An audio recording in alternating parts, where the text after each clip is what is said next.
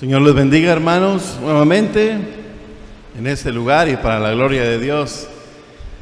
Pues ya nos hemos gozado en la alabanza, en la oración, después de un poquito de lágrimas y emociones, ¿verdad? Que también alaban y agradan a Dios cuando venimos a Él de una manera integral. Y no sé, ahorita me estaba acordando, es algo así como cuando vas a ver una película, ¿no? Vas a ver una película y si puedes ir, sobre todo cuando hay de terror, cuando has ido a ver una película de terror, si es que alguna vez has ido, ¿no? Si vamos a la película nada más así, y sabiendo de antemano que es una película, y que las cosas no son verdaderas, no son reales, pues puedes estar ahí, no te emociona mucho.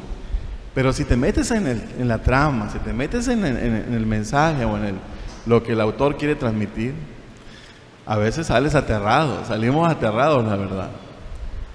Pues estar aquí, hermanos, en este lugar y juntos como una familia, es algo parecido. Si tú solamente vienes por cumplir, y si tú solamente vienes para buscar, tal vez aminorar un poco tu conciencia o las cosas, pedirle a Dios por ti, pues nos estaríamos perdiendo de lo más emocionante y lo más grandioso que es la comunión con Dios. Estaba leyendo un libro hace algunos meses, y un libro de Charles Stanley, el cual habla sobre la vida llena del Espíritu. Y dice, Charles Stanley compara la iglesia con un motor. Dice, la iglesia es como un motor, donde todos los domingos vienen todas las piezas y se arma, ¿no? Se arma el motor y se pone a trabajar. Y decía él, las piezas vendría correspondiendo, siguiendo esa analogía, las piezas vendrían siendo los dones que el Señor ha dado a cada uno de nosotros. Ahora dice él, ponte a pensar, ¿qué pasaría cuando eches a andar el motor y estas piezas ya armadas no tuvieran aceite? ¿Qué pasaría? Al estar funcionando el motor, hay roces, hay fricción, que si no está el aceite, pues sabemos lo que va a pasar, ¿verdad? Lo que ya los varones conocemos un poco de mecánica, o va a haber se desviela el motor, decimos, ¿no? Que se rompen las piezas y eso. Bueno, el motor, dice Charles Stanley, debe venir a estar lubricado, necesita esa lubricación. Y él hace una analogía de esto y dice, el fruto del Espíritu vendría siendo el aceite. El fruto del Espíritu no es lo mismo que el don espiritual. El Señor nos capacita a cada uno para la obra del ministerio, para llevar a cabo la obra de Él. Y algunos nos da, como dice en Efesios, el don de maestros, don de profecía, don de pastores, don de milagros, don de lenguas y diferentes características, ¿no? Capacidades para poder llevar a cabo la obra. Pero el fruto del Espíritu viene cuando se está en la llenura del Espíritu. Cuando vienes al Señor y te mantienes en esa relación con el Señor, esa comunión con Él, entonces es cuando viene la llenura del Espíritu y por ende manifestarás el fruto del Espíritu. El fruto del Espíritu, pues aquí lo tenemos, ¿verdad? Gálatas 5, 22, 23.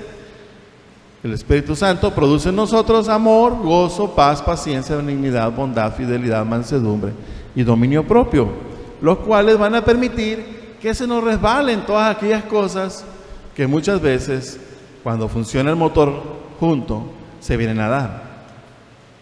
Y tiene que darse porque las fricciones van a darse. Cuando se trabaja van a darse fricciones. En toda relación hay desacuerdos y debemos tener mucho cuidado de que ese desacuerdo no pase a un conflicto.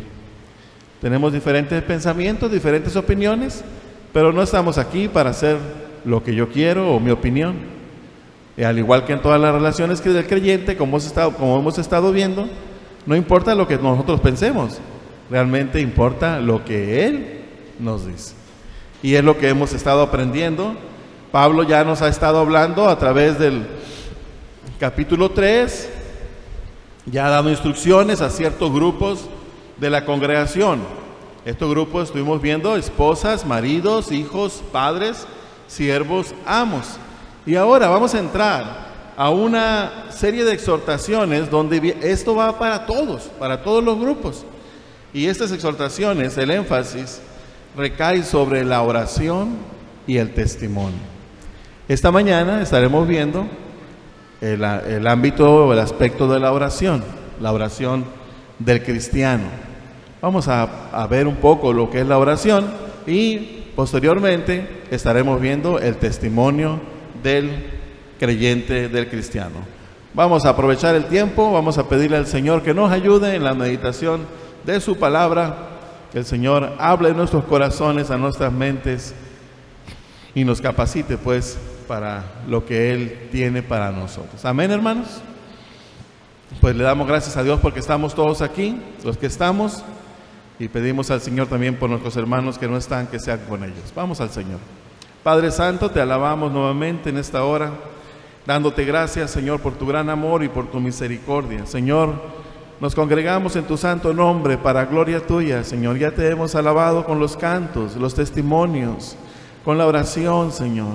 Ahora pedimos, hables a nuestro corazón por medio de tu palabra. Bendice tu palabra, Señor, que pueda llegar a cada hermano, Señor, que pueda ser usada por ti para redarguirnos, Señor, para animarnos, confortarnos, Señor, para gozarnos en ti juntos como una familia que somos. Venimos a ti en esta hora y pedimos esto en el nombre de nuestro Señor y Salvador Jesucristo. Amén. Muy bien, hermanos, vamos a estar viendo entonces la oración del cristiano. Y aunque la oración es debe ser de los aspectos de la vida del creyente lo más común que pueda haber, ¿verdad? Al mismo tiempo es una de las actividades o las cuestiones en el cristiano más misteriosas. ¿Cómo funciona la oración? ¿Por qué debemos orar? ¿Qué debemos pedir? ¿Cómo Dios obra? Es algo realmente, es un misterio que pues no conocemos todas las cosas, al final de cuentas no podemos entender todo el propósito del Señor, pero cuando menos el Señor nos ha dado una guía, nos ha dado en su palabra, nos ha dejado pues luz para que comprendamos y entendamos lo que el Señor quiere de nosotros. La oración, ¿qué es la oración? La oración es hablar con Dios, tener comunión con Dios. Y como vamos a ver, no solamente es hablar con Dios, como cuando tenemos comunión con una persona, no solamente es hablar con la persona, también es escuchar a la persona. Tiene que ver, hay una comunicación recíproca. Entonces, eso es la oración. Pero ¿quién busca a Dios? ¿Quién quiere hablar con Dios? ¿Quién puede hablar con Dios? Todo el ser humano está implícito en él la necesidad de Dios. Y siempre se ha habido a través de la historia, pues como las civilizaciones tienen un concepto de Dios y buscan a Dios. Como dice Pablo en Romanos, el hombre se hizo necio en su propia sabiduría, porque en vez de adorar al Creador, se envanecieron en sus pensamientos, en sus corazones, y empezaron a adorar las cosas creadas. Y les empezaron a adorar y empezaron a pedirle, no en una actitud de sumisión a lo que Dios quiere de nosotros. O no buscaban hacer la voluntad de este Dios, sino más bien buscaban que este Dios hiciese la voluntad de ellos, o están buscando el favor de Dios. Y en esto la Escritura nos habla. ¿Qué ha pasado con las personas buscando a Dios? Dice la Escritura que del madero que hacen leña, que del madero que hacen cosas, herramientas, a ese mismo madero hacen una esfinge, una figura, le piden y dice en la Escritura, el palo les contesta. Tremendo engaño, porque no es Dios quien contesta, no es Dios quien está atrás de esos falsos ídolos, sino son realmente los demonios. ¿Quién puede hablar con el Dios verdadero? ¿Quién puede hablar con el Dios verdadero? Vamos a ir a Hebreos 11:6. Y esta es una de las principales puntos que cada persona cuando se acerca, pues pretende agradar a Dios o acercarse a Dios debe tener en cuenta. Hebreos 11:6 nos dice la Escritura: pero sin fe es imposible agradar a Dios, porque es necesario que el que se acerca a Dios crea que le hay y que es galardonador de los que le buscan. Sin fe es imposible, porque el que se acerca a Dios es necesario que crea que le hay. Fe es creer, es confiar. Entonces, la fe, como nos dice Pablo en Efesios 2, 8, 9, vamos a ir a este pasaje. La fe no depende de la persona, sino que, como vamos a leer, dice 2:8, Efesios 2:8, porque por gracia sois salvos por medio de la fe, y esto no de vosotros, pues es don de Dios, no por obras, para que nadie se gloríe. La fe es un regalo de Dios. La fe, el confiar, la convicción en una persona de la existencia de Dios y la necesidad de conocerle, Dios la pone en las personas. Es como la plática que tuvo el Señor con Nicodemo, ¿verdad? Decía: que te digo, Nicodemo, que nadie puede ver el reino de Dios, ¿verdad? Si no ha nacido de nuevo, nadie puede ver el reino de Dios. Es el Señor el que da ese nuevo nacimiento. Es el Señor el que pone en nuestro corazón el deseo de buscarle. Muertos en nuestros delitos y pecados, nuestros pecados han hecho ocultar el rostro de Dios de nosotros para que no le escuchamos, para no escucharnos el Señor. ¿A quién escucha el Señor? A los que están libres de pecado. ¿Y quién está libre de pecado? No hay nadie, ni tan solo uno. Pero cuando nos acercamos al Señor, nos acercamos en los méritos de nuestro Señor Jesucristo, no confiando en nuestros propios méritos, sino en los méritos de Él. ¿Quién puede hacer esto? Solamente el que le conoce.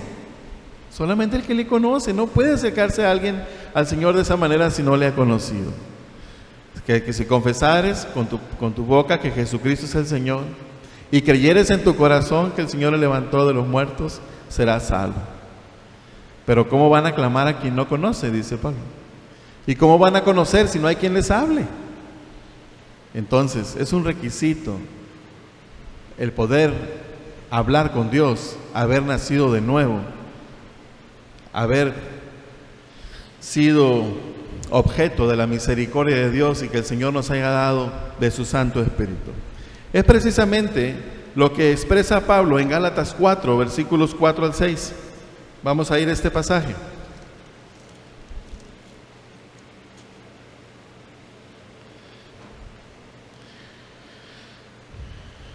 Dice la Escritura,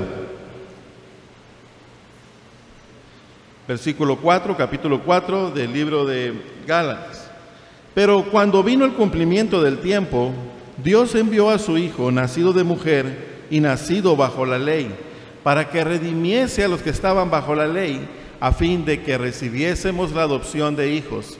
Y por cuanto sois hijos, Dios envió a vuestros corazones el Espíritu de su Hijo, el cual clama: Abba, Padre. Pues no es necesario conocer mucho de medicina para entender qué es lo primero que hace un bebé cuando viene a este mundo. ¿Qué es lo primero que hace? De hecho, el pediatra lo levanta y si está calladito el bebé, le pega una nalgadita para que éste llore. Si llora, todo está bien, pero si no llora, puede haber problemas. Lo primero que hace el bebé es llorar. Así también, el nuevo creyente, el primer acto de fe del creyente, dice Juan Carlos Ray, es orar a Dios, clamar: Abba, Padre, como la oración que el Señor enseñó a los discípulos, cuando le dijeron los discípulos: Señor, enséñanos a orar. Y Él les dijo: cuando oréis, oren así: Padre nuestro que estás en los cielos. El Espíritu de Dios en la vida de un creyente es el que lo motiva, el que lo mueve a clamar a Dios con confianza, a acercarse a Él con aquella actitud de cariño y poder decirle, papito, apá, o no sé cómo le llamabas a tu papá, ¿no?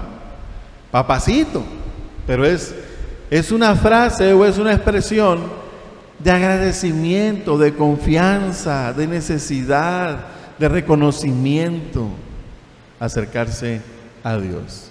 El que se acerca a Dios es necesario que crea que le hay, y el que se acerca al Dios verdadero, pues todavía es a través del Espíritu mismo de Dios, cuando en su misericordia le concede el nuevo nacimiento, viene y hace morada a la persona, y entonces le capacita para poder expresar y venir a Él de la manera correcta, papito, con confianza. Y no solamente hablarle a Él, sino también le da la capacidad de poder escuchar su voz. O sea, esta es la vida. El vivo puede escuchar y el vivo puede ver, claro. Siempre y cuando tenga la salud, pues esté sano, ¿no?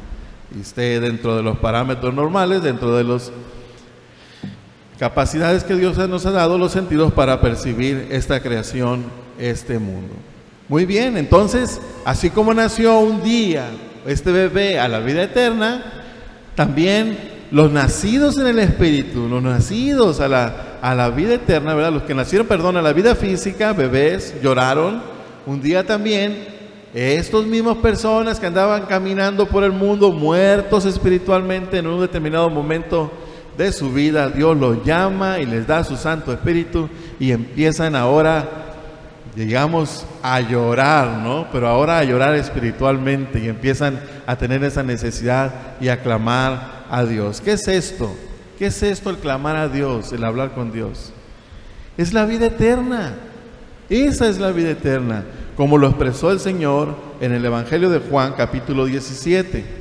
Fíjense, el mundo, hemos visto muchas películas que andan en busca de la vida eterna y piensan que la vida eterna es quedarse joven para siempre o ser inmortales. Pero ¿qué dice nuestro Señor Jesucristo acerca de la vida eterna? Vamos a leer desde el versículo 1, capítulo 17 del Evangelio de Juan.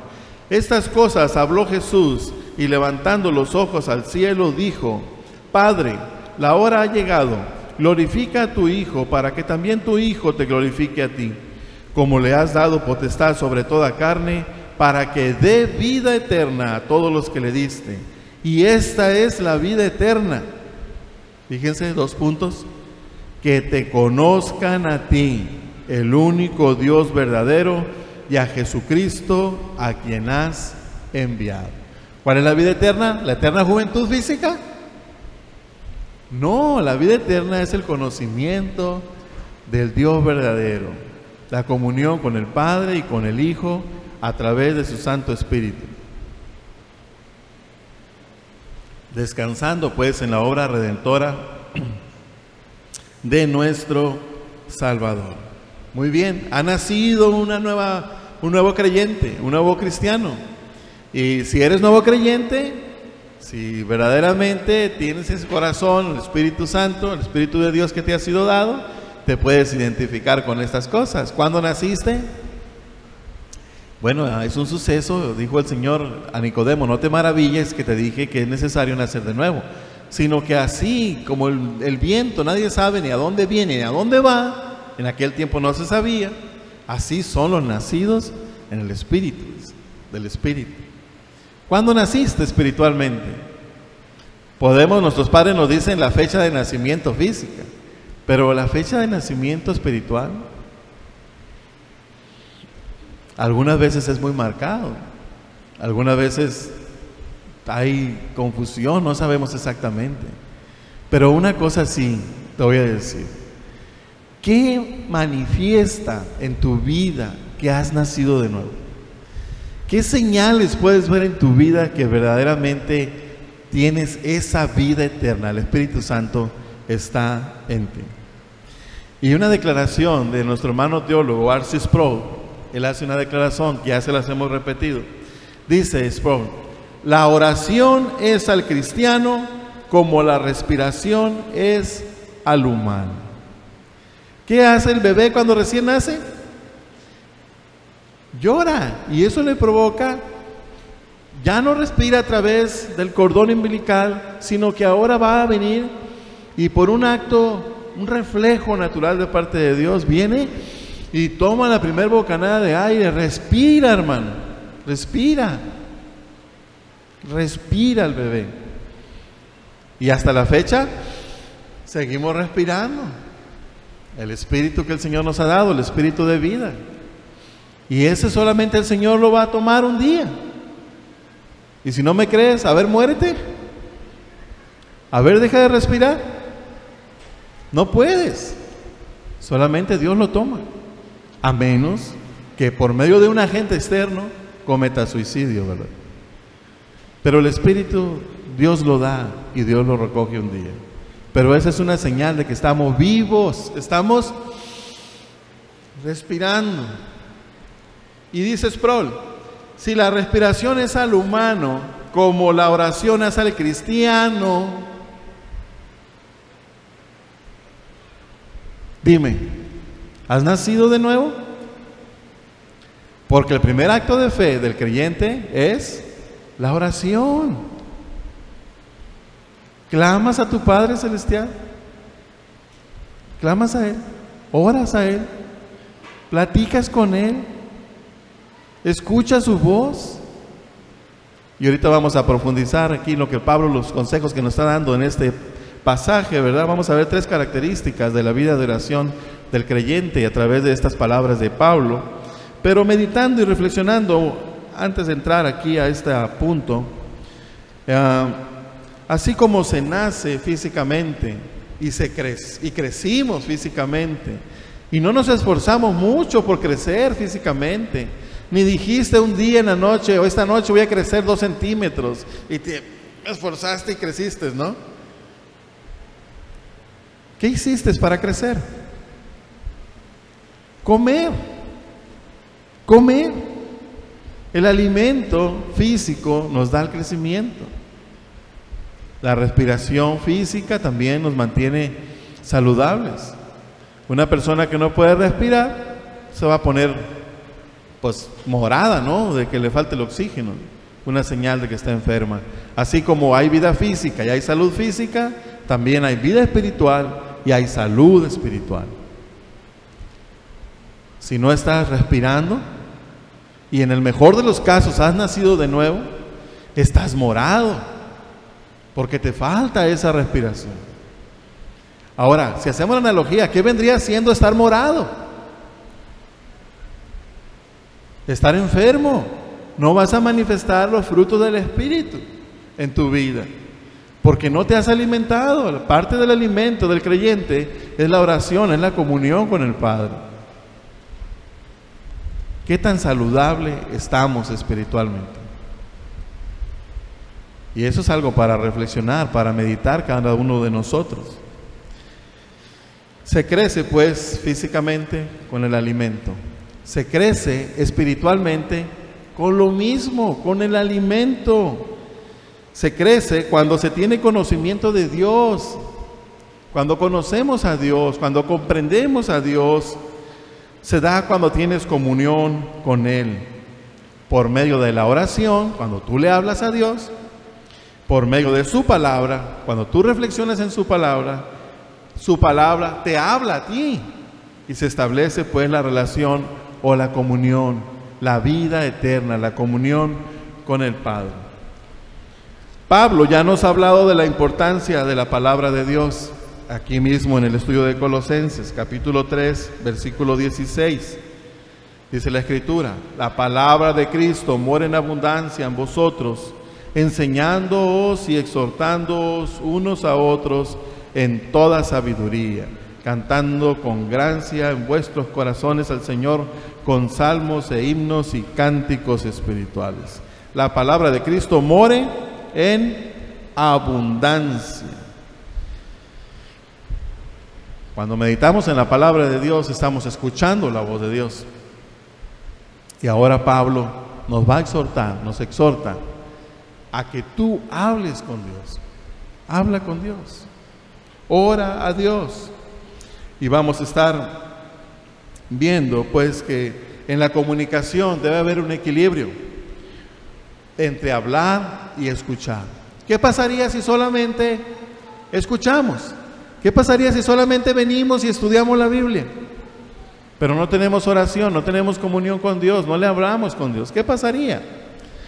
Donde solamente se escucha, o sea, medita en la palabra de Dios, termina solamente siendo un árido ejercicio académico, un conocimiento intelectual de Dios. Saben que grandes personalidades literarias han leído la Escritura, la consideran como una de las obras más grandiosas, por no decir la más grandiosa. Personajes expertos en gramática, en formas de expresión, y sin embargo no han podido ver el mensaje glorioso de la salvación, ni lo han podido entender. Y se cumple lo que la Escritura declara, que teniendo ojos no ven y teniendo oídos no oyen. Y se cumple lo dicho por nuestro Señor Jesucristo: te alabo, Padre, porque has escondido estas cosas de los sabios y de los entendidos, y te ha placido revelarla a estos pequeñitos. Tremendo. El estudio meramente de la Escritura, sin tener una comunión verdadera con el Señor, es solamente un acto académico, en el mejor de los casos. Y por otro lado, donde solamente se habla, la oración, donde solamente vienes a orar, termina siendo un simple desahogo emocional. Vienes y hablas con Dios, platicas con Dios. Es algo que viene a reflejar el egoísmo de la persona. Tal vez vienes y vienes por cumplir un mandamiento. Vienes y le expresas a Dios tus necesidades, tus cosas. Llegas a la cita con una persona y te pones a hablar, le cuentas tus cosas. Bueno, ya hablé, ahí nos vemos. ¿Qué pasaría? Sería algo grosero, ¿no? No dejar hablar a la otra persona. En nuestros tiempos de oración, nuestros tiempos devocionales, en el tiempo de comunicación con Dios, debemos tanto hablar con Dios como escuchar su voz. Un tiempo para meditar y no a la carrera, un tiempo para escuchar la voz del Señor. Y no necesitas leer todo un capítulo, porque ante tantas cosas que Dios te hable, no vas a ver a final de cuentas que no vas a asimilar realmente lo que te quiere decir. Escucha su voz, tal vez un versículo, algún tema en especial, deja que Dios te hable a tu corazón. En cualquiera de los dos casos, si no hay comunicación correcta, viene a terminar en un monólogo. Es un monólogo, es un soliloquio. Ahora, aunque la oración es algo natural en el creyente, porque ya ha puesto el Señor ese deseo, no precisamente va a ser algo fácil en el creyente. O sea, es natural, sí, pero no va a ser fácil. Y me gustó mucho una figura que puso el hermano Sugel Michelén. Dice él, hablando sobre Colosenses y esto de la naturalidad del creyente para orar. Le ha sido dada una nueva naturaleza, Dios en él. Pero no va a ser fácil. Dice, es como las mujeres, dice. Las mujeres le es natural dar hijos. Pero pregúntele a una mujer si le fue fácil. Conlleva su esfuerzo, su sacrificio, 9 meses, y ni decir del alumbramiento, ¿no? Algo difícil, pero le es natural. Aunque claro que viene también el gozo, después todas las penas, todas las dificultades, todas las disciplinas, los esfuerzos vienen a ser recompensados. Pregúntale a una mamá, a la mamá que tú quieras, a ver si Dios no le dio el hijo más bonito del mundo. Aunque a veces, pobrecitos, son como el patito feo, ¿no? Pero ante los ojos de la madre, es el hijo más precioso que Dios le pudo haber dado. Así también es el esfuerzo del creyente. Le es natural, pero le cuesta trabajo. pero cuando lo lleva a cabo, cuando participa ante el estímulo del Espíritu Santo que lo promueve, lo lleva al deseo, la necesidad de orar, viene el gozo de haber experimentado un tiempo con el Señor. Muy bien, son tres, como les decía, las características de la vida de oración del creyente que están implícitas en las palabras del apóstol en el versículo 4 de 2 hasta el 3a. Dice la Escritura: perseverad en la oración, velando en ella con acción de gracias, orando también al mismo tiempo por nosotros. Hasta ahí. Es la exhortación de parte de Pablo para orar. Y el primer punto que vemos, bueno, en todo el versículo vamos a estar viendo dos puntos: la oración del cristiano, versículo de 2 al 3a, y el segundo punto es el testimonio del cristiano, los versículos 3b al 6. Esta mañana vamos a estar viendo nada más la primera parte, la oración del cristiano, los versículos 2 al 3a. Es la parte que he leído. Y viendo pues una de las primeras características, la primera característica son tres. Vamos a ver, ¿ya lo tiene, hermana? Vamos a esperar. ¿Ya? Ahí está. La oración del cristiano. La primera característica que Pablo nos señala, dice: la perseverancia. Perseverad en oración, dice Pablo. Perseverad en oración. Esto es un ejercicio continuo. Como por ejemplo vamos a ver en Hechos, capítulo 1, versículo 4. Como vamos a ver en el libro de los Hechos, Hechos 1, 4. Debemos orar, pero no solamente orar, hablar con Dios, sino es algo que debe ser de una manera continua, no de vez en cuando, sino continua. Dice Hechos 1:14, dice la Escritura: todos estos perseveraban unánimes en oración y ruego, con las mujeres y con María la madre de Jesús y con sus hermanos. Dice la Escritura, perseveraban unánimes en la oración. No era de vez en cuando, no era un día sí, un día no, era algo cotidiano, era algo continuo, la oración. Hechos 2:42, también encontramos el mismo verbo ahí, que nos dice, y lo traducen de la misma manera: y perseveraban en la doctrina de los apóstoles, en la comunión unos con otros, en el partimiento del pan y en las oraciones.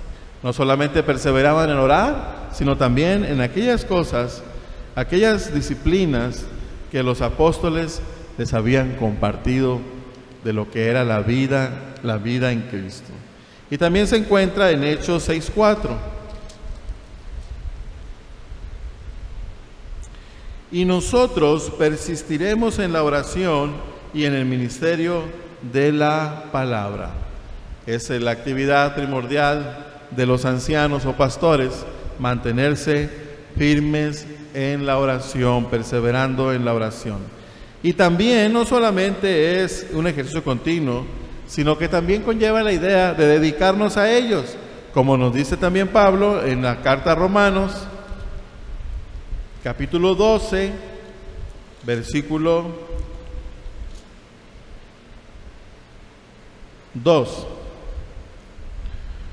No os conforméis a este siglo, sino transformaos por medio de la renovación de vuestro entendimiento, para que comprobéis cuál sea la buena voluntad de Dios, agradable y perfecta. Aunque más bien yo creo que era el versículo 12. Vamos también al 12. Dice, este era el versículo: gozosos en la esperanza, sufridos en la tribulación, constantes en la oración.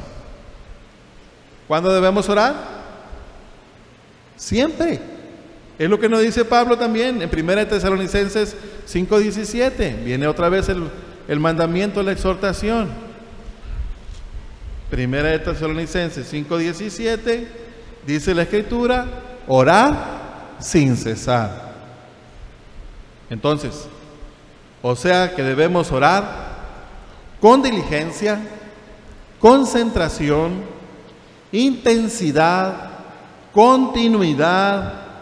Y realmente, si hiciéramos un estudio de cómo debe ser la oración del creyente, es un estudio bastante amplio, que abarca no solamente tiempo, modo, maneras, pues, lugares, expresiones. Tiene una serie de cosas que debe haber reverencia al Señor. Pero básicamente lo que nos está diciendo aquí Pablo es que debe ser algo común en la vida del creyente. Y también lo expresa, como lo expresa Lucas 18, del 1 al 8. Aquí tenemos una parábola de parte del Señor. La parábola de la viuda y el juez injusto. Dice la Escritura: también le refirió Jesús una parábola sobre la necesidad de orar siempre y no desmayar, diciendo: había en una ciudad un juez que ni temía a Dios ni respetaba a hombre. Había también en aquella ciudad una viuda, a la cual venía a él diciendo: hazme justicia de mi adversario. Y él no quiso por algún tiempo, pero después de esto dijo dentro de sí: aunque ni temo a Dios ni tengo respeto a hombre, sin embargo, porque esta viuda me es molesta, le haré justicia, no sea que viniendo de continuo me agote la paciencia. Y dijo el Señor: oíd lo que dijo el juez injusto. ¿Y acaso Dios no hará justicia a sus escogidos que claman a Él día y noche? ¿Se tardará en responderles? ¿Se tarda el Señor en respondernos? Generalmente sí. Generalmente sí se tarda. A veces se tarda un día, o dos, o una semana, o puede tardarse meses, tal vez años. ¿Cuál es el propósito de Dios para dilatar su respuesta? Aunque también podemos reconocer y entender que a veces contesta de inmediato, ¿verdad? Y ahorita vamos a meditar un poquito en esto. ¿Por qué Dios se dilata en contestar nuestras peticiones? Pero antes de ir ahí, quisiera también que fuéramos a Lucas en el capítulo 11, versículo del 5 al 8, donde tenemos aquí otro ejemplo. El Señor nos habla de la oración. Lucas 11, del 5 al 8. Dice la Escritura: les dijo también: ¿quién de vosotros que tenga un amigo va a él a medianoche y le dice: amigo, préstame 3 panes, porque un amigo mío ha venido a mí de viaje y no tengo qué ponerle delante? Y aquel, respondiendo desde adentro, le dice: no me molestes, la puerta ya está cerrada y mis niños están conmigo en cama, ¿no puedo levantarme y dártelos? Os digo que aunque no se levante a dárselos por ser su amigo, sin embargo, por su importunidad se levantará y le dará todo lo que necesite. Y yo os digo: pedid y se os dará, buscad y hallaréis, llamad y se os abrirá. Nos está hablando el Señor sobre la oración y nos está poniendo el ejemplo. Está este papá con sus hijos acostados, viene un amigo y le pide, imprudente por cierto, pero es su amigo, por eso viene a él, porque es su amigo, se siente con la libertad de hacerlo, y le pide porque tiene visitas. Y entonces dice el Señor: se va a levantar a darle, aunque es su amigo, no tanto por ser su amigo, sino porque le es molesto las inconveniencias que le está. Es como la viuda, pues, que le pide al juez injusto, que tanto le da, que termina concediéndole. Ahora, en esta parábola o en este ejemplo hay algo interesante. ¿Quién creen ustedes que somos nosotros los creyentes? ¿El amigo que viene a pedir imprudentemente o los niños que están acostados con el Padre? ¿Quién creen ustedes que somos? Nuestro Padre Celestial dice en Mateo 6, 31 y 32 que no nos afanemos, que Él ya sabe de qué cosas tenemos necesidad y ha prometido suplirlas. Realmente, la relación que tenemos con Dios es la de un padre con sus hijos. Es una relación familiar. Nosotros somos los niños que están con el Padre, que no necesitamos venir a Él a horas o serle gravosos. Él está, su corazón derramado, dispuesto a escucharnos. Él inclina su rostro hacia nosotros para oírnos y está dispuesto a que le hablemos. Él nos escucha. No así el muerto espiritualmente. Dime, hermano, ¿no es un privilegio realmente el poder hablar con Dios y saber que Él está dispuesto para nosotros? Esa es una maravilla. Es algo que al entenderlo debería motivar nuestro corazón a venir a Él y contarle todas nuestras cosas. Poner en Él todos nuestros anhelos, que como vamos a ver, tiene un propósito. Ahora, ¿por qué Dios se dilata en contestar nuestras peticiones entonces? ¿Cuál es el propósito de Dios? No sabemos todas las cosas, pero al menos podemos entender algo de lo que el Señor nos quiere mostrar. Uno de los puntos es para que perseveremos en ello, en oración, para que le estemos pidiendo, para que vengamos. Es una manera de no estar confiando en nuestras propias fuerzas o pretender que las cosas nos van a venir pues por nuestras relaciones o nuestras cosas. Otro punto, porque no estamos preparados para recibir las cosas, a veces de manera inmediata. Tenemos la tendencia a ser presuntuosos. ¿Qué es ser presuntuoso? Es esperar o pretender que Dios nos tiene que dar lo que le pedimos, cuando le pedimos y cómo le pedimos. Pero Dios no nos los da. ¿Por qué? Porque Él quiere que entendamos, que nos lleve al punto de que lo que Dios nos los da por gracia, por su gracia, porque no merecemos realmente las cosas que le pedimos. Él en su misericordia nos da. Hay un pasaje interesante que nos muestra que muchas veces cuando Dios contesta nuestras oraciones rápido, fíjense lo que pasa. Está en Hechos 12, vamos a ir ahí. ¿Se acuerdan de este pasaje? Yo creo que sí. Aunque no hemos llegado como iglesia al estudio de este punto, pero dice la Escritura, Hechos 12,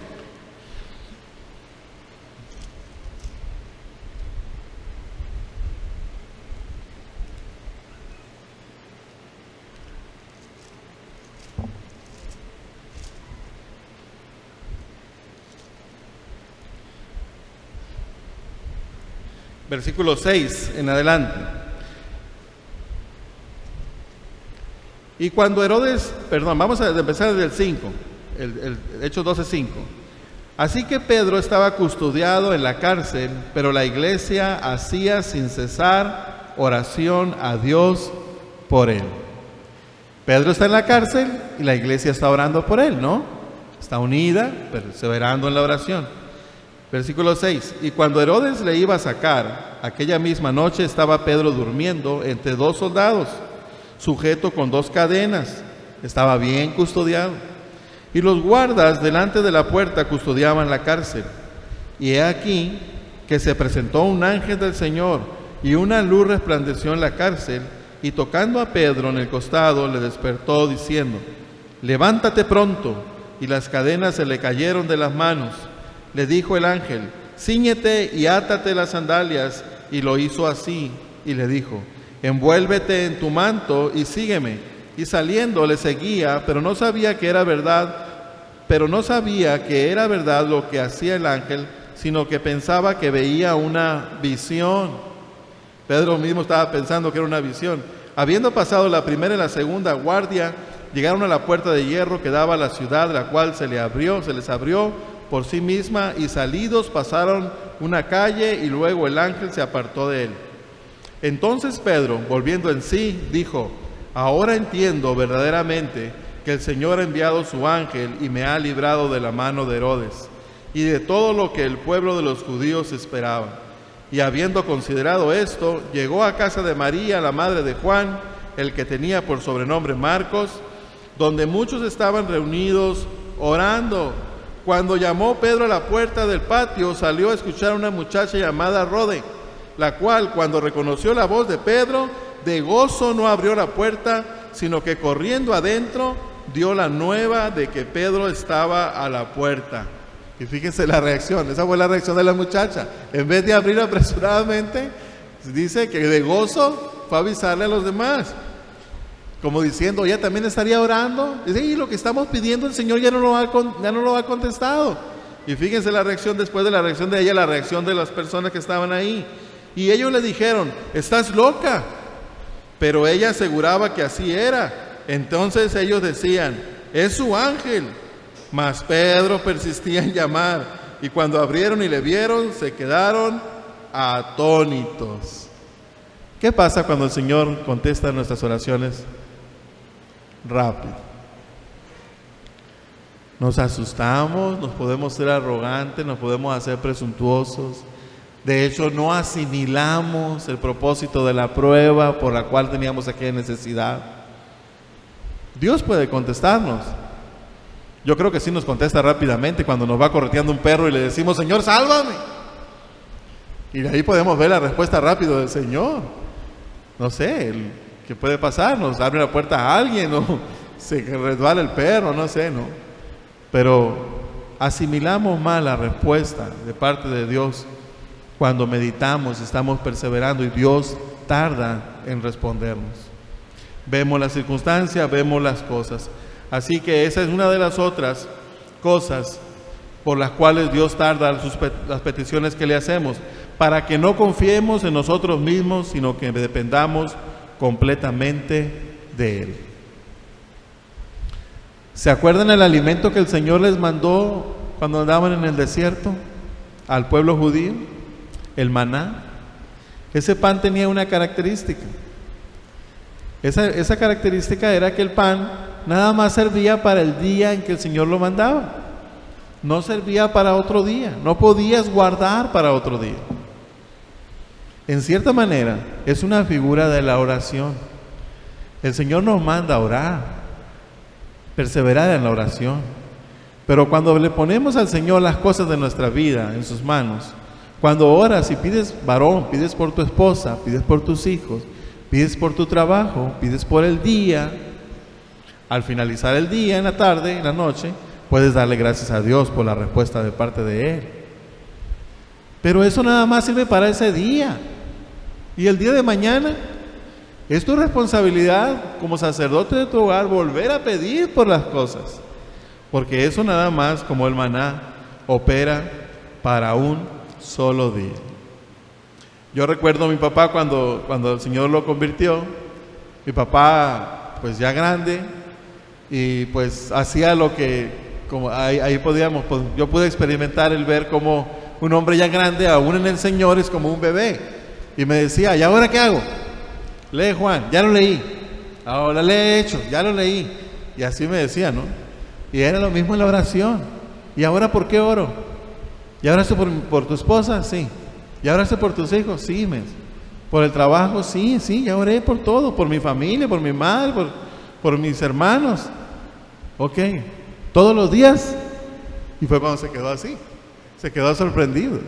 Todos los días somos llamados a venir al Señor y tener esa comunión con Él a través de la oración.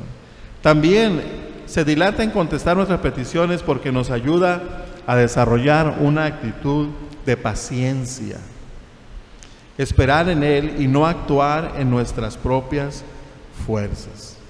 ¿Cuántas veces estamos pidiendo a Dios, Señor, quiero dirección en la compra de ese carro, o en la compra de estas cosas, o invertir mi dinero, debo invertir mi dinero en esto o en lo otro?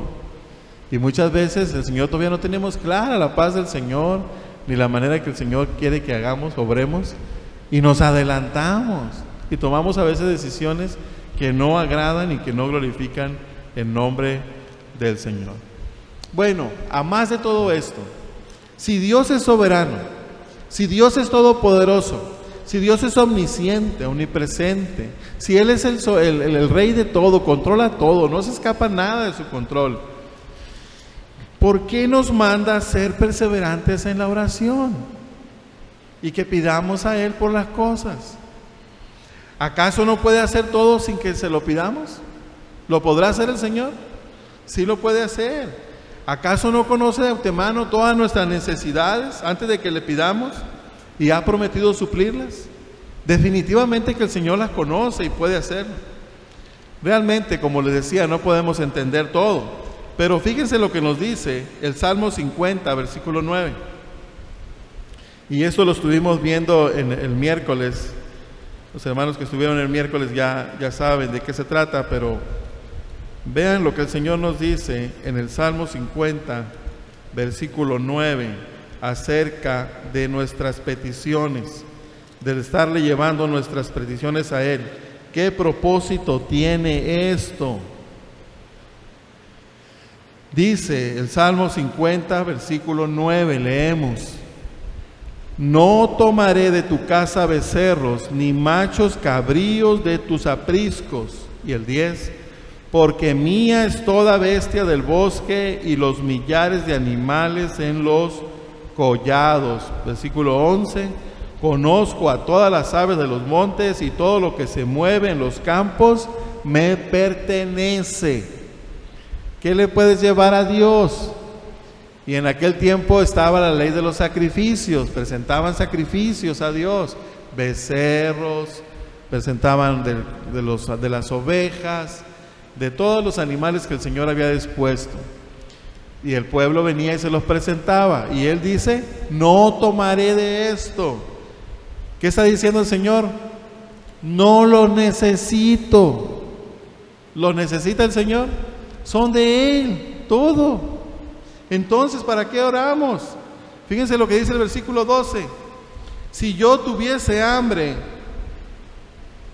dice, no te lo diría a ti, porque mío es el mundo y su plenitud. No nos lo diría el Señor. Y para empezar, el Señor no tiene hambre. El Señor está hablando de una manera figurativa, ¿no? ¿Por qué? Porque no nos necesita, porque todo es suyo, Él es soberano. Y mencionábamos una característica del carácter de Dios, un atributo, es la aseidad. Él existe por sí mismo y no necesita de nadie más. Él es el creador. Y todos como criatura necesitamos de las cosas que el Señor nos ha hecho dependientes. Y eso es lo que Él quiere que entendamos, que seamos dependientes de Dios. Porque al ser dependientes de Dios, fíjense lo que resulta. ¿Por qué nos manda entonces orar? ¿Por qué nos manda? Y el versículo 15 del Salmo 50 nos da una de los puntos a tomar en cuenta. Dice, versículo 15: e invócame en el día de la angustia, te libraré y tú me honrarás. ¿Qué podríamos decir en otras palabras? Cuando te encuentres en un momento difícil, en adversidades, tribulaciones, clama a mí, preséntamelo a mí. Yo te voy a sacar de ahí. Yo te voy a contestar. Yo te voy a bendecir. Como el canto que cantamos hoy, ¿no? El Salmo. Él es el quien rescata del hoyo nuestras vidas, que sana nuestras dolencias. Él es. Y luego dice, ¿para qué? ¿Por qué lo va a librar? ¿Por qué lo va a rescatar? Fíjense, aquí está lo interesante. Te libraré. ¿Y qué? Y tú me honrarás. Esta palabra, honrarás, también se podría traducir, y tú me glorificarás. ¿Cuál es el propósito? De que estemos perseverando en la oración. Glorificar el nombre de Dios. Glorificamos a Dios cuando nuestras peticiones manifiestan nuestra dependencia en Dios, y por ende lo glorifica a Él. Nos humillamos cuando venimos a Él en oración, pues le reconocemos que Él es nuestro sustentador. Dios recibe una mayor y más amplia gloria cuando nos unimos en oración a Él. ¿Por qué el Señor nos manda que pidamos al Señor, a Él, en las cosas? No solamente en las cosas personales, sino también en las cosas que tienen que ver con su reino. Para que aprendamos a depender de Él. Y después de que le hayamos pedido a Él, y cuando Él nos contesta, podamos reconocerle y podamos glorificarle a Él. Y estábamos viendo el miércoles el estudio sobre la importancia de poder entender por qué nos congregamos los miércoles a orar juntos. ¿No podríamos darle la gloria de manera individual cada quien en nuestras peticiones, en nuestras oraciones? Sí lo podemos hacer. Pero ¿para qué nos manda a orar juntos el Señor? Segunda de Corintios capítulo 1, versículo 8 al 11.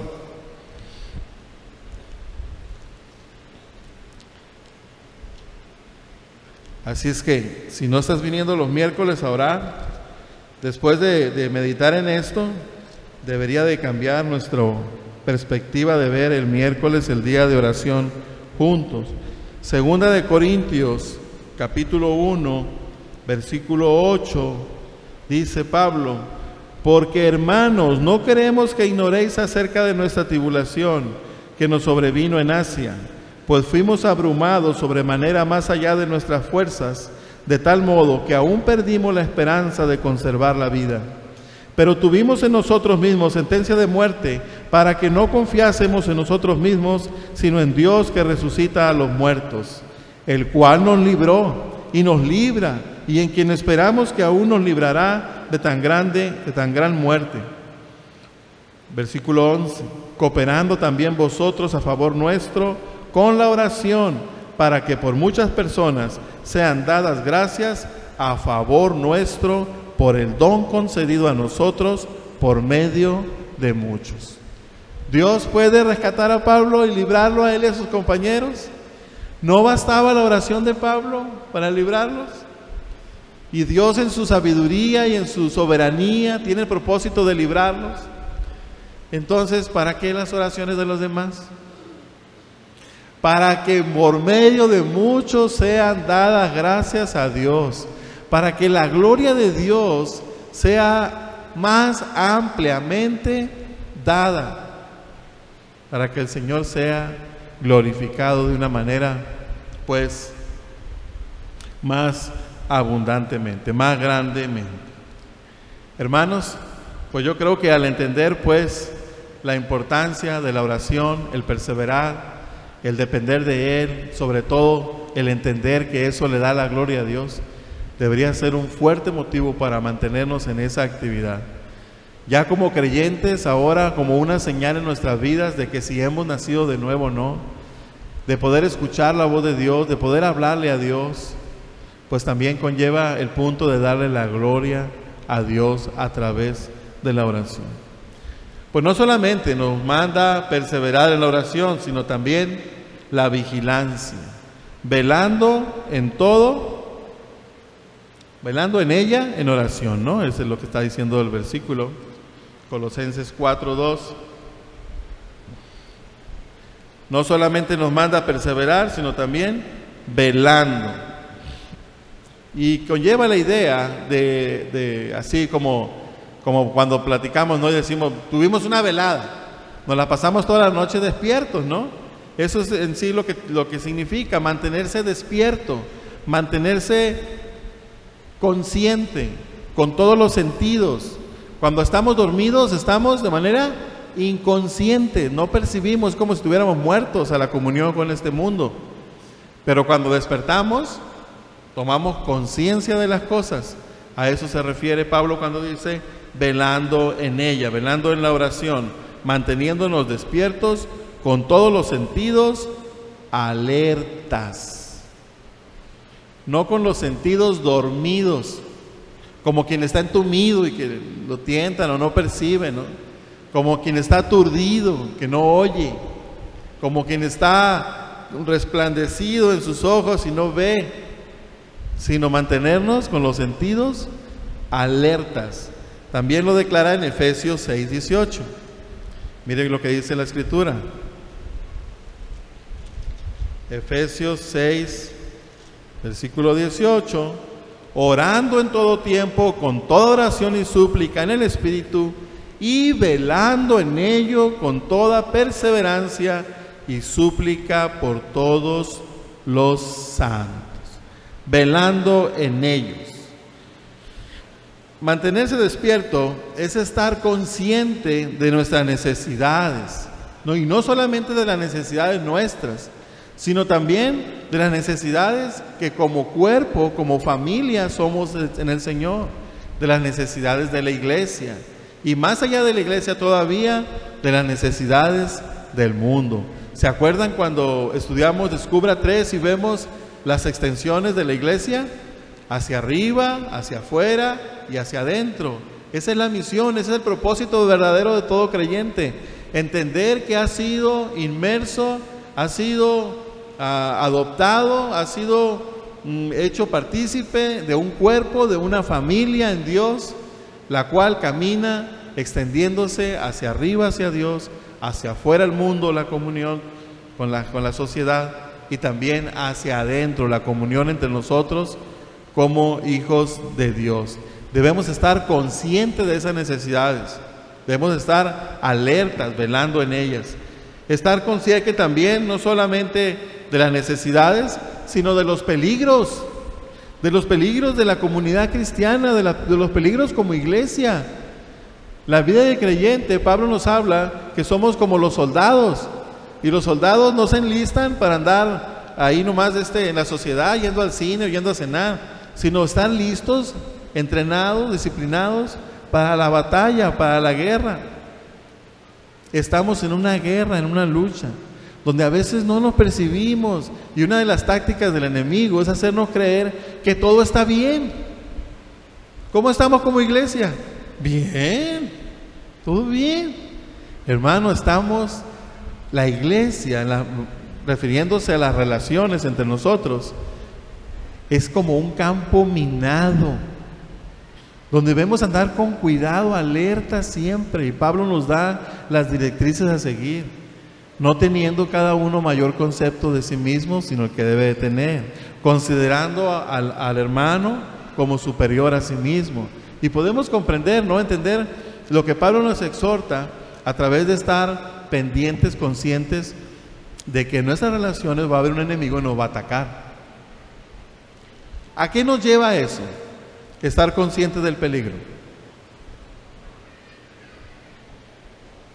Hermanos, si estamos dependiendo de nuestra sabiduría y nuestras fuerzas, si estamos dependiendo que soy muy simpático y no le voy a caer mal a nadie, estamos confiando en nosotros. Realmente estar velando significa estar consciente de la necesidad de traer a Dios nuestras relaciones. Hay que estar orando por la iglesia, hay que estar orando por el liderazgo, por los hermanos que comparten la palabra. Realmente necesitamos las oraciones del cuerpo. Es como un campo minado. De hecho, la Escritura dice que el diablo anda como león rugiente, viendo a quién devorar. ¿Y saben sobre quién se va primero? Sobre las cabezas, sobre el liderazgo. Si cae la cabeza, cae todo lo demás. Y créanme, hermanos, de verdad, están duros los catorrazos. Está duro. Hay que bregar con muchas situaciones, con muchas cosas en las relaciones interpersonales como iglesia. Debemos estar conscientes no solamente entonces de las necesidades y de los peligros, sino también debemos estar conscientes de las bendiciones recibidas de parte de Dios. Una de las cosas que el enemigo utiliza mucho en nosotros como creyentes es el desánimo. El desánimo. A veces la pereza espiritual. Pero hermanos, podríamos renegar de Dios. ¡Qué calor! No tenemos un lugar cómodo, hay mucha luz y no se ve bien el proyector. ¿Cuántas cosas puede haber por las cuales estar con una actitud tal vez desanimado o irritado? Pero hermano, si somos conscientes de las bendiciones que el Señor nos ha dado, nos vamos a dar cuenta que son mucho más que las cosas que nos aquejan. Hay más cosas por las cuales darle gracias a Dios y alabarle que por las cuales estar pues enojados o airados con Dios o con la iglesia, con los hermanos. También debemos estar conscientes de la voluntad de Dios, que quiere Dios para nosotros como iglesia, como cuerpo. Y al estudiar, como les decía, lo que la iglesia, el propósito de la iglesia, podemos comprender más pues las cosas que Dios quiere, y entonces podemos, ahora sí, cuando tenemos esa conciencia de las cosas, podemos orar conforme a las necesidades, a los peligros, a las bendiciones que como iglesia necesitamos. Amén, hermanos. Cuando estemos así, en esa actitud, velando, conscientes de todo esto, no nos van a faltar motivos ni motivación para orar. Y también podremos decir amén o aleluya. Y estas dos palabras son dos palabras bíblicas que deberíamos estarlas diciendo. ¿Qué tanto las practicas? En nuestros tiempos de oración, cuando estás dirigiendo a un hermano la oración, ¿qué estás haciendo tú?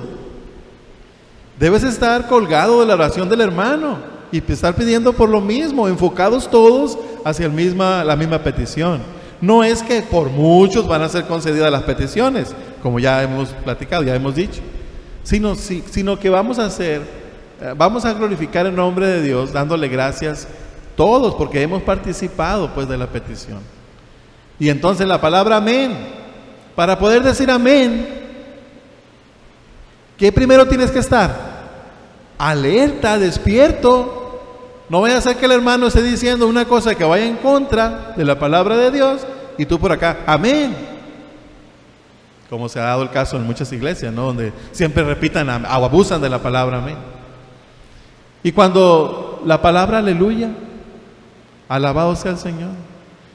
El mantenerte alerta, despierto en la oración, consciente de las cosas, del conocimiento de la voluntad de Dios, te va a permitir que tu aleluya o que tu amén glorifiquen el nombre de Dios. Aquí casi no practicamos, casi no se escucha el amén o el aleluya, pero al menos podemos en la mente decir, Señor, así sea, sí Señor, como dice el hermano, o bendito sea Señor por lo que estás haciendo en la vida del hermano. No solamente entonces estar pendiente, vigilante, y sobre todo, hermano, si no estamos conscientes y sensibles a estas cosas, y vienes a una reunión de oración y te piden orar por Lupita, la vecina de Juanita, ni carga tienes, no la conoces, y tienes que orar por ella. ¿Cómo vas a orar por ella? Resulta que esta Lupita está en un lecho de muerte, y tu oración, Señor, rescata a Lupita, sánala. Hermano, se está muriendo Lupita. ¿Cómo debería ser tu oración? Padre Santo, ten misericordia de esta alma que no te conoce tal vez si no es creyente. Ten misericordia, Señor. Dale vida. Permítele que escuche tu palabra, el mensaje. Y viene lo más difícil, Señor, en la medida que lo permitas, que pueda ir y evangelizarla. No podemos hacerlo mientras no estemos conscientes y sensibles a las necesidades de la iglesia, propias del mundo, conscientes de la voluntad del Señor. Que el Señor nos ayude en esta área. No solamente entonces estar perseverando y no solamente estar conscientes, vigilantes, sino también con acción de gracias. Esta petición de parte de Pablo aquí en la carta de Colosenses es la quinta vez que el Pablo lo declara. Vamos a ir así, repasarlas rapidito. Capítulo 1, versículo 12. Con gozo, dando gracias al Padre que nos hizo aptos para participar de la herencia de los santos en luz. Capítulo 1, versículo 12. Capítulo 2, versículo 6.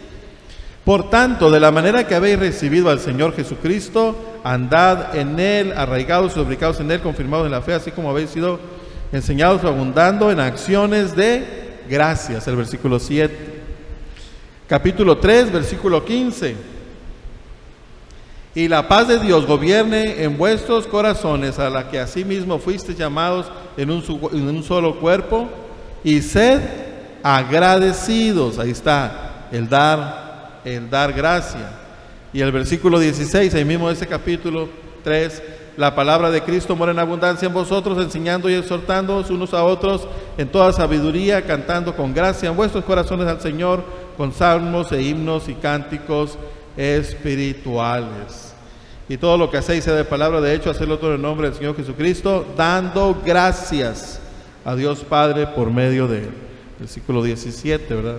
Y esta última parte, en el capítulo 4, versículo 2, perseverar en la oración, velando en ella con acción de gracias. Den gracias, está diciendo Pablo, a Dios por todas las bendiciones recibidas de la mano de Dios. Cuando entendemos ahora que somos hijos de Dios, que somos ciudadanos del reino de Dios, que hemos sido objeto de la misericordia de Dios, que el Señor nos ha dado el regalo más grandioso que un ser humano puede tener, el regalo de la fe, su Santo Espíritu en nosotros, ¿no es motivo de darle gracias a Dios? Ser agradecidos con Dios. Y esas son cuestiones espirituales. Y que también de estar del lado de Dios, que un día esperarán el juicio de Dios. Si somos amigos del juez, ¿quién contra nosotros?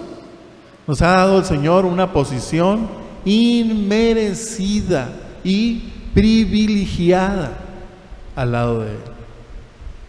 Debemos ser pues agradecidos. Tenemos, como les decía, más razones por las cuales estar agradecidos con Dios que estar enojados con Dios. Colosenses 1:12, como ya leímos ahorita, ¿verdad? Con gozo dando gracias al Padre que nos hizo aptos para participar en la herencia de los santos. Nos ha dado un nuevo lugar. Y Efesios 1:3, fíjense lo que dice Efesios, Pablo en Efesios: bendito sea el Dios y Padre de nuestro Señor Jesucristo, que nos bendijo con toda bendición espiritual en los lugares celestiales en Cristo. Nos ha hecho coherederos de nuestro Señor Jesucristo. Nos amó con un amor tan grande, nos ha amado, que deberíamos darle gracias, que nos ha dado aún lo más precioso para Él, nos ha dado a su Hijo unigénito. Es lo que declara Juan 3:16, ¿verdad? Que ya este versículo cada creyente, cada cristiano no sabemos de memoria. Y si nos dio a su Hijo, porque de tal manera ha dado su Hijo unigénito para que todo aquel que en Él crea no se pierda, mas tenga la vida eterna, dice Pablo en Romanos 8:32, si nos ha dado todo, nos ha dado lo más precioso, lo más preciado para Él, a su Hijo, ¿qué dice Pablo en Romanos 8, versículo 32? Dice la Escritura: el que no escatimonia a su propio Hijo, sino que lo entregó por todos nosotros, ¿cómo no nos dará también con Él todas las cosas? Y fíjense el versículo que sigue, y si nos ponemos a leer toda la Escritura, son puras bendiciones. ¿Quién acusará a los escogidos de Dios? Él es el que justifica, y si somos amigos de Él, nos ha declarado sus amigos. ¿Quién es el que condenará? Cristo es el que murió, más aún el que también resucitó, el que además está a la diestra de Dios, el que también intercede por nosotros.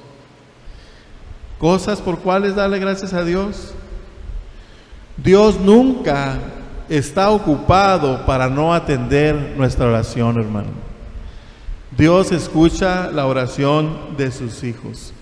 Él es el creador de todo, Él es el sustentador de todo, Él es el soberano, es el que controla, es el que tiene cuidado de todas las situaciones. Parecería que ante tanto trabajo, ¿cómo va a escucharnos a nosotros? ¿Cómo va a escucharnos? Pero fíjense lo que dice el Salmo 34, versículos 15 al 18. Ya estamos por terminar, hermanos. Salmo 34.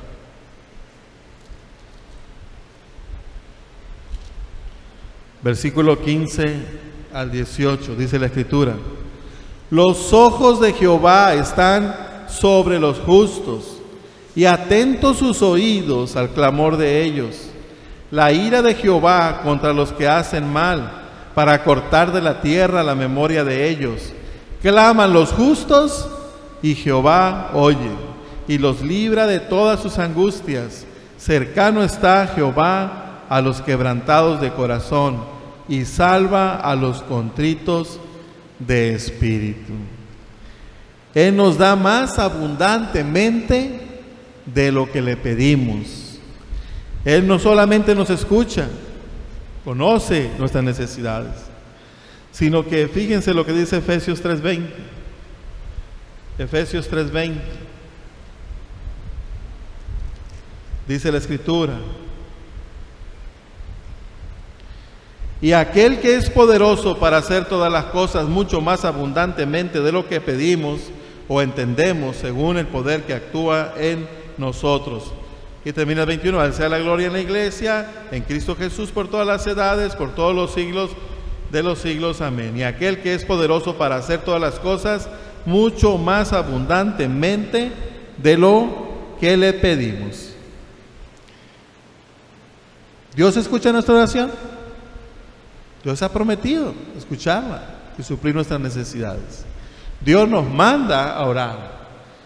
Dios nos manda no solamente a estar perseverantes, sino que también estar atentos, despiertos, y con acción de gracias presentemos nuestras oraciones. Tenemos pues muchas cosas por las cuales ser agradecidos con Dios, lo cual nos lleva a experimentar las promesas de Dios. Fíjense, hermanos, un creyente agradecido a Dios, que constantemente está marcando la gratitud, dándole gracias a Dios pues en sus oraciones, hay resultados en esta persona, en este creyente. Y eso nos lo dice Filipenses 4:6. Adelantito nada más, Filipenses 4:6. Sucede algo en el creyente agradecido. Pues, Filipenses 4:6. Por nada estéis afanosos, sino sean conocidas vuestras peticiones delante de Dios en toda oración y ruego, con acción de gracias. Cuando tenemos acción de gracias al Señor, y la paz de Dios, que sobrepasa todo entendimiento, guardará vuestros corazones y vuestros pensamientos en Cristo Jesús. La acción, ser agradecidos con Dios. La reacción en el creyente, la paz de Dios. La paz de Dios abundará y reinará en nuestros corazones. Concluyendo sobre este punto, ¿cómo debemos orar entonces al Señor? Debemos orar con perseverancia, con todos nuestros sentidos alertas, estar conscientes de las necesidades, bendiciones, voluntad, peligros, y con un corazón agradecido. Hermanos, la oración no es como un chochito. ¿Conocen los chochitos? Los chochitos son muchas veces aquellas cosas que te dan como medicamento, pero que nada más son azúcar, o es alcohol con azúcar o algo. Y que más que nada tiene la idea de que la situación que está pasando la persona es psicológica. Y le dije, tómate eso y te va a quitar. Hay personas que así son. Y se las toman. Ya te la ideaste, ya se me quitó, dice. Y no es más que azúcar con alcohol o algo. Esos son los chochitos. La oración no es algo como los chochitos. La oración es un privilegio que Dios nos concede a cada creyente, de poder venir al Padre y tener comunión con Él. Poder presentar nuestras peticiones, nuestras cargas. Poner el privilegio de participar dentro de su reino a través de la intercesión. Así que participemos con Él a través de la oración, estableciendo pues, pidiendo al Padre por su reino. Amén, hermanos. Pues que el Señor nos ayude a mantenernos en oración. La semana próxima les prometo que terminamos los versículos del 3 al 6 y estaremos viendo el testimonio del cristiano. Vamos a pedirle al Señor que nos ayude a asimilar su palabra en nuestro corazón y en nuestra vida. Padre Santo, nuevamente agradecemos, Señor, tu gran amor y misericordia. Agradecemos tu palabra, Señor, que no nos has dejado a ciegas, sino que nos has, Señor, un camino a seguir. Nos has dejado, Señor, tus mandamientos, tus preceptos. Padre, ayúdanos a mantenernos firmes en esta área tan importante que es la comunión contigo a través de la oración. Señor, que cada día podamos venir a ti, meditar en tu palabra, escuchar tu voz traer nuestras necesidades, clamar por tu pueblo, Señor. Que podamos ser sensibles a tu voz y a las necesidades de tu pueblo. Guarda nuestra comunión como cuerpo que somos en ti, Señor. Necesitamos de ti, ayúdanos a depender completamente de ti, Señor, manifestando a través de la oración la carga por las cosas, trayéndolas a ti, Señor. Y el día de mañana, a tu respuesta, poder glorificar tu nombre, dándote gracias por las cosas que haces en medio de tu pueblo. Recibe toda la gloria y toda la honra, Señor. Pues pedimos esto, te damos gracias en el nombre de nuestro Señor y Salvador Jesucristo. Amén.